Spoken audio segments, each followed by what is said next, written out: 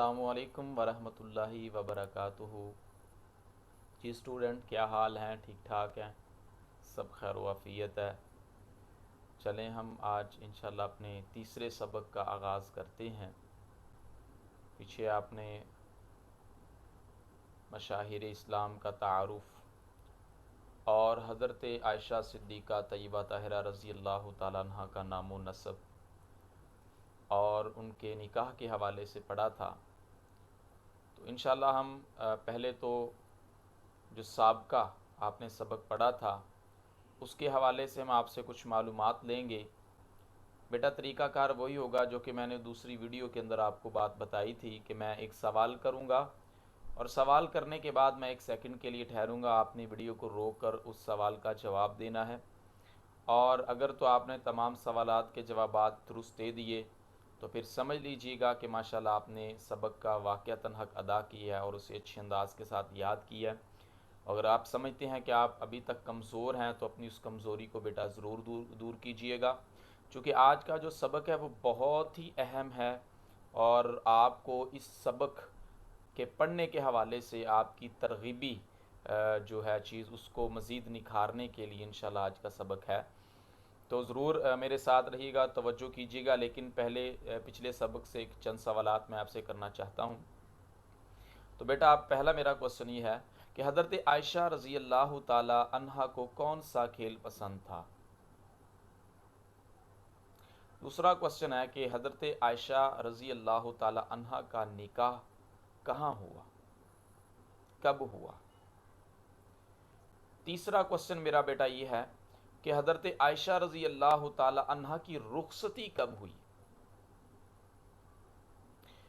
चौथा मेरा बेटा सवाल आपसे ये है कि हज़रत आयशा रज़ी अल्लाह ताला अन्हा ने रसूलुल्लाह सल्लल्लाहु अलैहि वसल्लम के साथ कैसी ज़िंदगी गुजारी।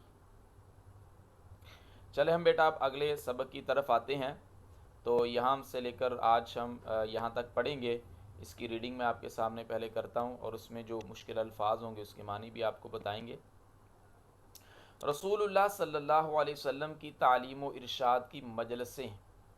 बेटा ये मजलिसें जमा का लफ्ज़ है, असल में लफ्ज़ है मजलिस, तो उसकी जमा आ जाती है मजालिस या मजलिसें। और इसका जो माना है बेटा वो होता है कोई मखसूस बैठने की जगह, ठीक है ना। तो ये देख लीजिए आपके सामने स्क्रीन के सामने उसका माना भी आएगा मजलिस यानी बैठने की जगह, जलसा, मजमा, वो जगह जहाँ आदमियों का ग्रोह जमा हो। तो ये बताया जा रहा है कि रसूलुल्लाह सल्लल्लाहु अलैहि वसल्लम की तालीम व इरशाद की मजलिसें रोज़ाना यानी सहाबाई कराम के साथ नबी सल्लम की जो मजलिसें हुआ करती थी रोज़ाना मस्जिद नबवी में मुनक़द हुआ करती थी। मुनक़द का बेटा मतलब होता है कि मुकर्रर हुआ करती थी। तो उसके मानी जो हैं वो भी मैं आपके सामने ये स्क्रीन पे आप देख सकते हैं, इनेकाद पाने वाला, बंधने वाला, ठहरने वाला। लेकिन यहाँ जो माना है वो है मुकर्रर, यानी मस्जिद नबवी के अंदर तालीम व इरशाद की जो मजलिसें हुआ करती थी वो बरपा हुआ करती थी, जो हुजरा आयशा हज़रत आयशा सिद्दीक़ा रज़ी अल्लाह ताला अन्हा से बिल्कुल मुल्हिक थी। मुल्हिक का मतलब बेटा होता है मिली हुई थी, यानी मस्जिद नबवी के साथ, चूँकि हज़रत आयशा रज़ी अल्लाह ताला अन्हा का हुजरा साथ ही था तो वो मस्जिद नबवी के साथ मिला हुआ था। इसी बिना पर, इसी बिना का मतलब बेटा ये कि इसी वजह से, ठीक है ना। तो ये जो मैं जिन अल्फाज के मानी बेटा आपको बता रहा हूँ, आप इसके नीचे अंडरलाइन करें और इसके ऊपर इसका माना लिख लें। यहाँ अंडरलाइन करें और यहाँ इसका माना लिख लें, यहाँ अंडरलाइन करें। यानी जो जो अल्फाज जिनके मैं आपको मानी बता रहा हूँ तो बेटा उनको नीचे से अंडरलाइन करके इसके ऊपर माना लिख लें, ताकि आपको अच्छे अंदाज के साथ जब भी आप इसको याद करें, जब भी आप पढ़ें तो आपको इनके मानी आने चाहिए।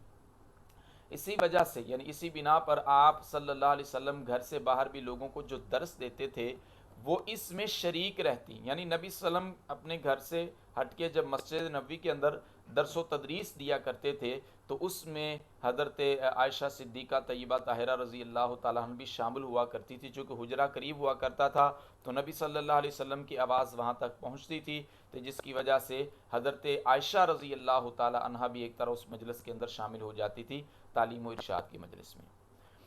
अगर कभी दूरी की वजह से कोई बात समझ ना आती, यानी दूर कहीं दूर हो जाते या आवाज़ कम हो जाती, किसी ऐसी वजह से बात समझ ना आ पाती, تو آپ صلی اللہ علیہ وسلم جب گھر تشریف لاتے تو دوبارہ پوچھ لیتے. تو دیکھیے حضرت عائشہ رضی اللہ تعالیٰ عنہ تعلیم سیکھنے کی کتنی ان کے اندر جستجو تھی. آپ دیکھیے کہ رسول اللہ صلی اللہ علیہ وسلم کے کہنے کے بغیر ہی، ٹھیک ہے نا، حضرت عائشہ رضی اللہ تعالیٰ نبی صلی اللہ علیہ وسلم کی آواز سن کر تعلیم سیکھا کرتی تھی، اور جس چیز کی سمجھ نہیں آیا کرتی تھی حضرت عائشہ رضی اللہ تعالیٰ عنہ پوچھ لیا کرتی تھی. بیٹا آپ بھی اسی انداز کے ساتھ، چونکہ آج یہ وبا کی وجہ سے آپ گھر میں موجود ہیں، اپنے وقت کو ضائع نہ کریں. یہ ویڈیو والا جو ہم نے کام جاری کیا تو اس سے آپ ایک تو نالج حاصل کریں، اور دوسری بات بیٹا یہ ہے کہ آپ کو کسی بات کی کسی چیز کی سمجھ نہیں لگتی تو آپ بیٹا وہ پوچھ سکتے ہیں. پوچھنے کا طریقہ کار میں نے پچھلی ویڈیو کے اندر آپ کے سامنے عرض کیا تھا، اور آپ کو بتایا تھا کہ بیٹا وہ کیا طریقہ کار ہے. یعنی آپ جب بھی اسائنمنٹ بھیجیں تو نیچے آپ اس کے کوسچن بھی لکھ سکتے ہیں کہ سر مجھے اس چیز کی سمجھ نہیں آئی، تو ہم نیکسٹ ویڈیو کے اندر آپ کو وہ اچھے انداز کے ساتھ سمجھا دیں گے. لیکن ایک اور طریقہ بیٹا میں آپ کو بتانا چاہتا ہوں. بہت سارے ایسے بیٹے ہیں جن کے پاس واٹس ایپ کی سہولت موجود نہیں، یا موبائل موجود نہیں ہے، ٹھیک ہے نا، یہ نیٹ ان کے پاس موجود نہیں ہے، نیٹ سلو ہونے کی وجہ سے وہ اس سہولت سے محروم ہیں. تو ایک طریقہ کار میں بیٹا بتانا چاہتا ہوں، وہ یہ ہے کہ یہ جتنی بھی میری ویڈیوز ہیں یہ ساری کی ساری یوٹیوب پہ موجود ہے. یعنی جو میرا چینل ہے اس پر موجود ہے. جو ہی جو بچے جن کے پاس واٹس ایپ یا میموری کا ایشو ہے ان کے لیے ایک آسانی کے طور پہ میں نے یوٹیوب کے اوپر بھی جنا یہ ویڈیو بھیج دی ہیں. تو طریقہ کار بیٹا یہ ہوگا کہ جو بچے اس سے نہیں سیکھ پا رہے یا جن تک ویڈیوز نہیں پہنچ رہی، اگر آپ سن رہے ہیں تو بیٹا آپ کوشش کریں کہ ان تک بھی یہ پیغام ضرور پہنچائیں. اور طریقہ کار میں آپ کو بیٹا بتا دیتا ہوں. انہیں کہیں آپ وہاں دکان پہ جائیں یا کسی جگہ پہ اہل محلہ یا دوست کہیں بھی ضرور موجود ہوتا ہے نیٹ، وہاں سے یوٹیوب سے جا کر وہ ویڈیو ڈاؤن لوڈ کر کے اس کلاس کو لے سکتے ہیں. طریقہ کار میں بیٹا آپ کو بتا دیتا ہوں. یہ گوگل آپ کے سامنے کھلی ہوئی ہے، تو اس کے اوپر آپ نے کرنا ہے HMSZ30. یہ جیسے ملائیں گے آپ نے اسے کلک کر دینا. ٹھیک ہو گیا، یہ دیکھیں سرچ ہو رہی، اور یہ بیٹا آپ دیکھ رہے ہیں کہ یہ اسکرین پہ یہ ویڈیوز موجود ہیں. جو آپ سے متعلقہ ویڈیوز ہیں وہ بھی اس کے اندر موجود ہیں.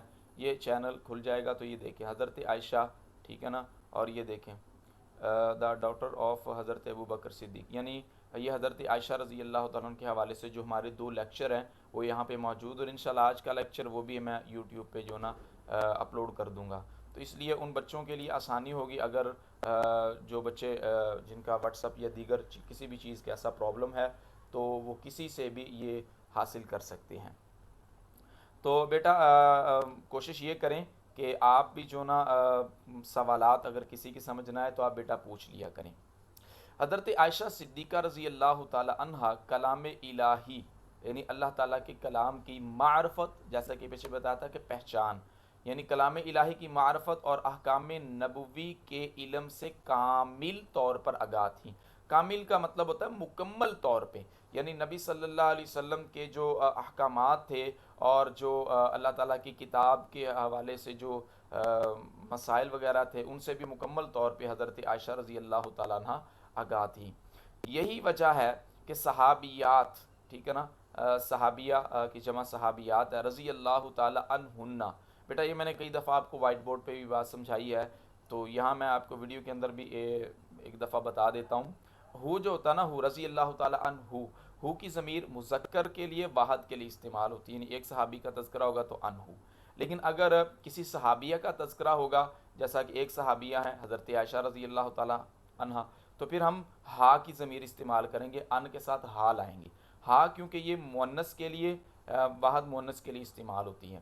اگر 2 صحابہ کرام کا یا 2 صحابیات کا تذکرہ آ جاتا ہے تو پھر بیٹا مذکر اور مؤنث کے لیے دونوں کے لیے ایک ضمیر استعمال ہوتی ہے، ہما. ٹھیک ہے نا، پھر آپ ہما کہیں گے، جیسا کہ حضرت ابوبکر صدیق اور حضرت عمر رضی اللہ تعالی عنہما، حضرت عائشہ اور حضرت حفصہ رضی اللہ تعالی عنہما. لیکن جب کثیر صحابیہ کا تذکرہ ہو یا کثیر صحابہ کرام کا تذکرہ ہو، اگر تو صحابہ کرام کا تذکرہ بیٹا تو پھر ہم کی ضمیر آئے گی. ٹھیک ہے نا، جیسا کہ حضرت ابوبکر صدیق، حضرت علی المرتضیٰ، حضرت عثمان غنی رضی اللہ تعالی عنہم، ہم کی ضمیر یہ جمع مذکر کے لیے آتی ہے، جمع مذکر کے لیے.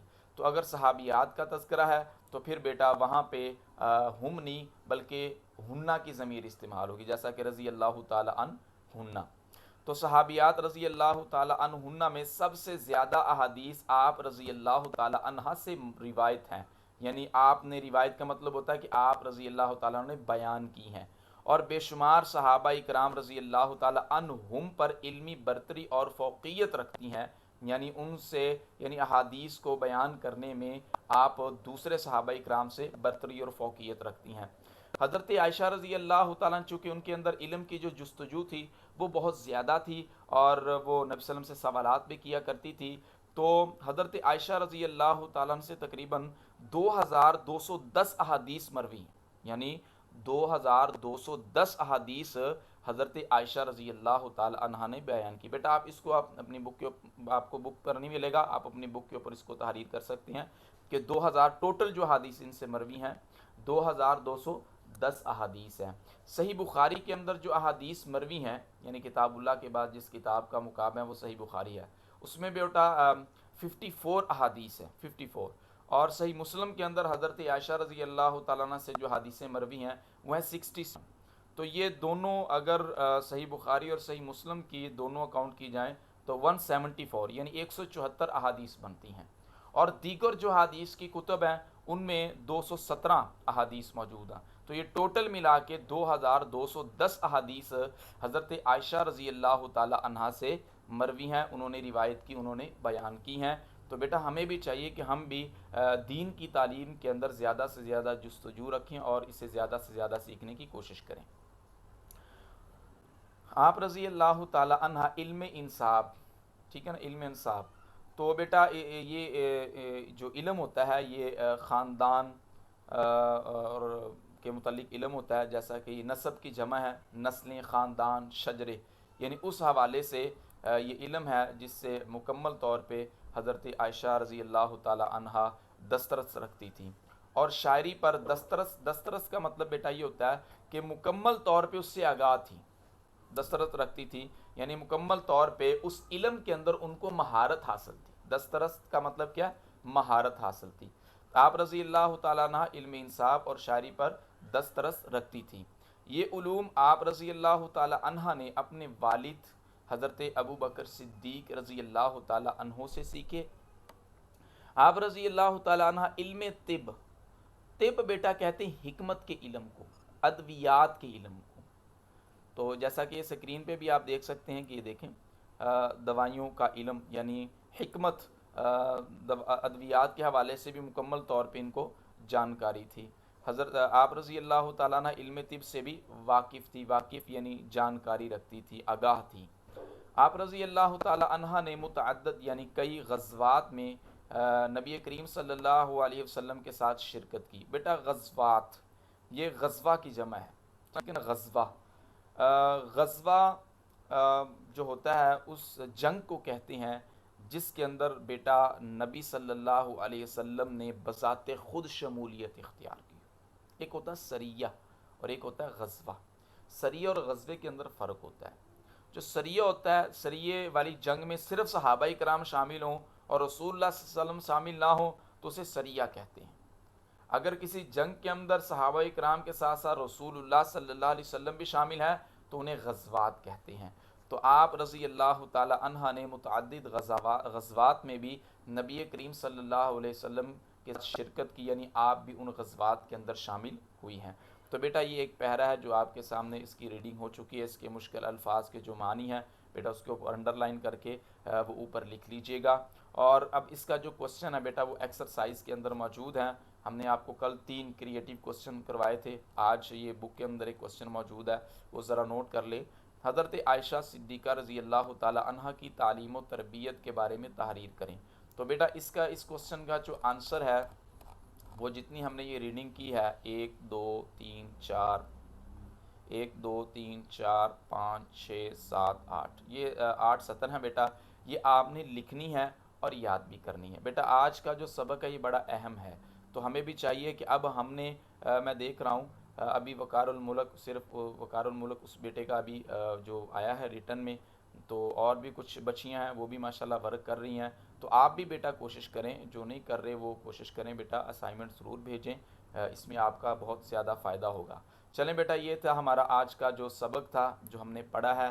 اب ہم جو آپ کو دعا دی تھی کرونا وائرس اور یہ جو موجودہ عالمی وبا ہے کرونا وائرس، اس سے بچاؤ کے لیے کہ آپ نے وہ دعا یاد کرنی، اور مجھے امید ہے کہ بیٹا وہ آپ دعا آپ نے وہ یاد بھی کی ہوگی اور آپ وہ پڑھ بھی رہے ہوں گے۔ تو بیٹا آج ہم آپ کو تیسری دعا پڑھائیں گے، تو آپ نے میرے ساتھ مل کر وہ دعا پڑھنی ہے، ٹھیک ہے نا، اور یاد بھی کرنی ہے۔ اللہم اللہم عافنی فی بدنی، اللہم عافنی فی سمعی، اللہم عافنی فی بصری، لا الہ الا انت۔ تو بیٹا اس کے معنی کے اوپر بھی آپ توجہ کیجئے گا، اگر آپ دعائی پڑھیں گے انشاءاللہ اللہ کے فضل و کرم سے ہر قسم کے نقصان سے، شر سے آپ محفوظ رہیں گے۔ اے اللہ، عافینی، میں عافیت چاہتا ہوں، میں تندرستی چاہتا ہوں، فی بدنی، اپنے بدن میں، ٹھیک ہے نا، کہ اے اللہ مجھے عافیت دے، میرے بدن میں عافیت دے، میرے بدن کو تندرست رکھنا۔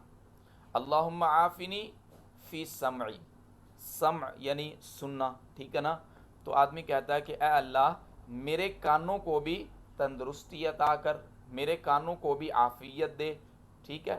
اللہم عافنی فی بصری، ٹھیک ہے نا، تو بصر کا تعلق آنکھوں سے ہوتا ہے بیٹا، تو کیا اس کا معنی بنے گا کہ اے اللہ میری آنکھوں کی بینائی کو بھی اللہ درست کر، یعنی پورا بدن آ گیا، پھر سماعت آ گئی، پھر بصارت، ٹھیک ہے نا، تو لا الہ الا انتا، تیرے سوا کوئی بھی معبود حقیقی نہیں ہے، تو ہی مجھے میرے بدن کو درست کرنے والا ہے، تو ہی میری سماعت کو برقرار رکھنے والا ہے، اور تو ہی میری بصارت کو درست انداز میں رکھنے والا، اسے تندرستی دینے والا ہے۔ تو بیٹا یہ آپ نے دعا ضرور یاد کرنی ہے۔ تو اب ہم اپنی گفتگو کو انہی الفاظ میں ختم کرتے ہیں۔ تو میری اللہ تعالیٰ سے دعا ہے اللہ تعالیٰ آپ کو بیٹا کامیابیاں عطا کرے۔ تو جو ڈیلی بیسس پہ آپ کو کام دیا جا رہا ہے بیٹا وہ ضرور کریں،